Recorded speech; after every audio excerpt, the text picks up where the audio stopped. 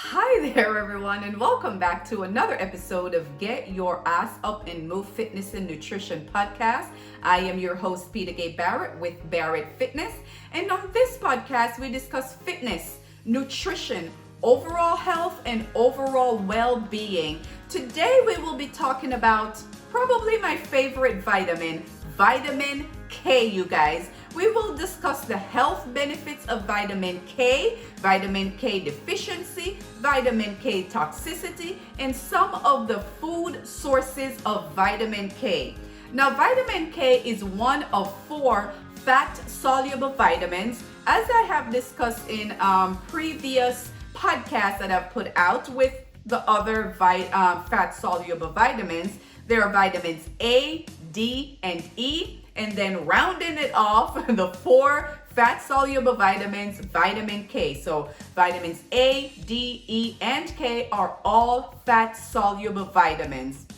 Now, one of the main role of vitamin K in the body is that it helps to prevent, it aids in blood clotting, therefore helps to prevent excessive bleeding. So you will notice when you get a cut, of course, you will bleed, but with enough or sufficient vitamin K in your body, in your blood, and in your system, it will help you prevent you from bleeding out or from bleeding excessively.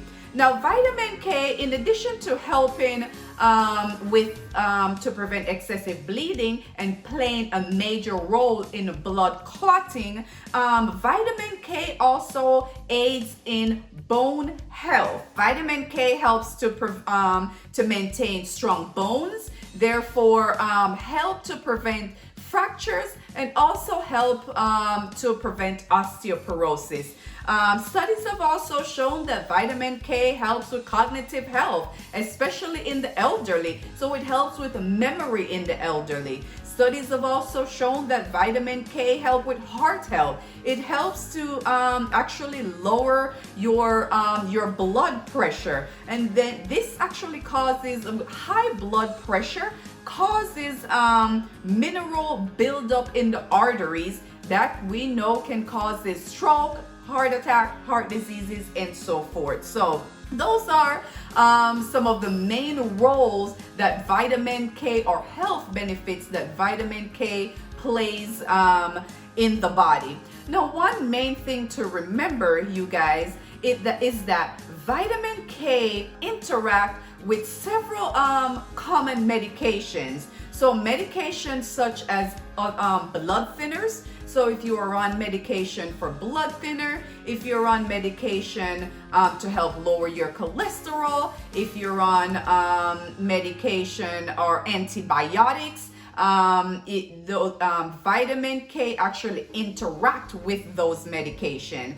Now, vitamin K is mainly found in food sources. Vitamin K is also found in intestinal bacteria in your bodies.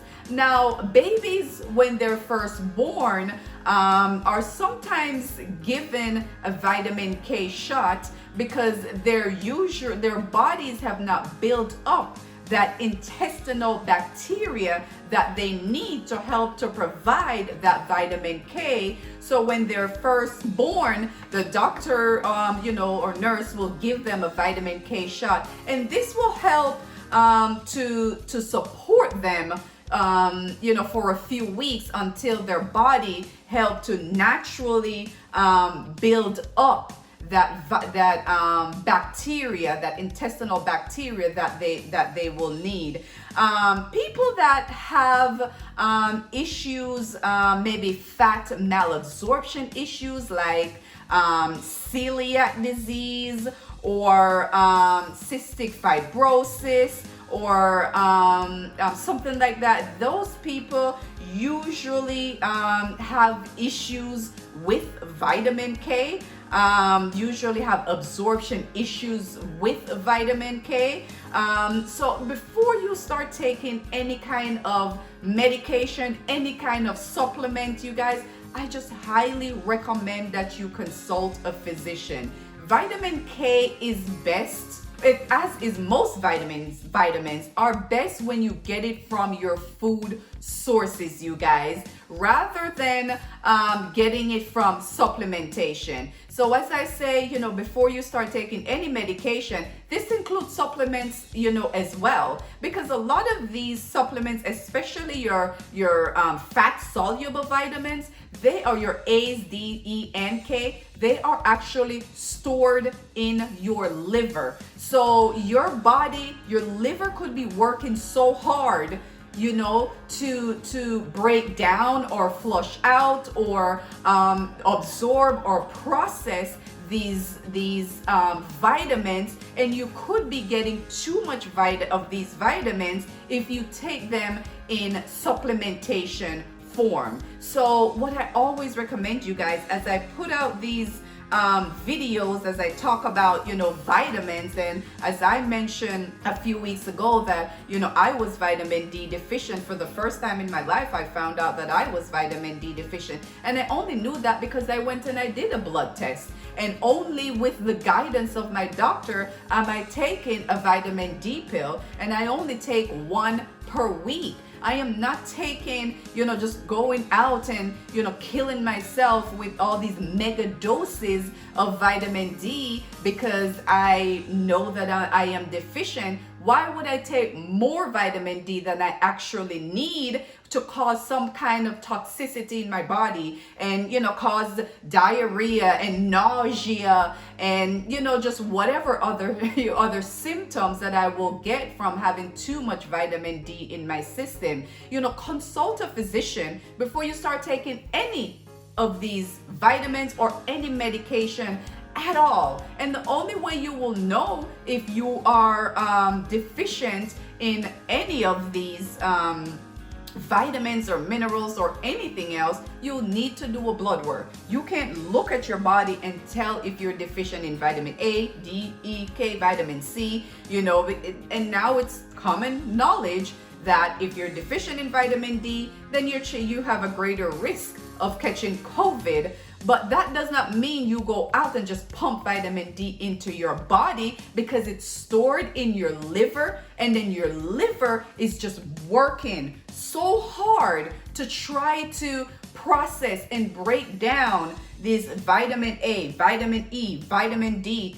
It's stored in your liver, and your poor liver is just doing so much work to try to break this down. Now, the recommendation or the recommended upper limit for vitamin D is 120 micrograms for men and 90 micrograms for women. And for women that are pregnant, there's no recommendation to take more, as there are, with some other, I think vitamin A and vitamin E, these help with reproduction. So with pregnant women, you will probably need to take more of these vitamins, but for vitamin K, no need to take any more if you are pregnant. But remember, your child, when they're born, they're probably given a vitamin K shot just to get them over the hump for a few weeks, until their body starts to produce that intestinal bacteria that they will need to help to provide some of that vitamin K from them. So that's one source that you'll get vitamin K from, is from that intestinal bacteria. Now, other sources of vitamin K are your dark green leafy vegetables, you guys. So your spinach, your kale, your Brussels sprouts, all the, like your cabbage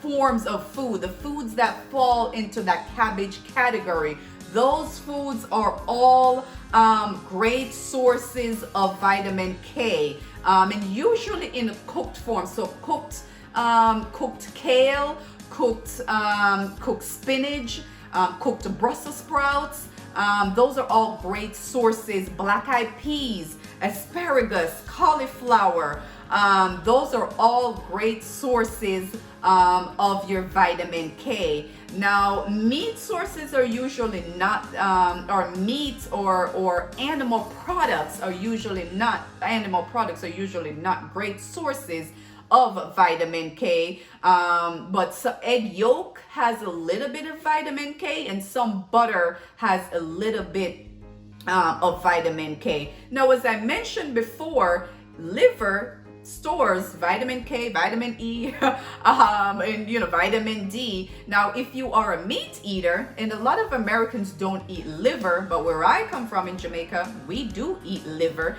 and liver is a great source of your vitamin K. So if you are a liver eater, liver is a great source of vitamin K. But on average, your chicken and your beefs and so pork and so forth are not great sources of vitamin K. So if you get chicken livers and liver from your cow, or wherever you get your liver from, those are usually great sources of vitamin K. Now, one other main thing to remember, you guys, that's why I always mention you need to consult a physician before you start taking any kind of supplement, not just your medication that you need for high blood pressure and cholesterol or whatever. If you're going to take supplements, consult your doctor as well, because too much vitamin A or vitamin E will actually counteract your vitamin K. Okay, guys, let me repeat that one more time. Too much vitamin A or vitamin E will actually counteract your vitamin K. Remember, all three of those are fat-soluble vitamins, right? So why I don't recommend you guys a multivitamin. That's just something that I do not recommend.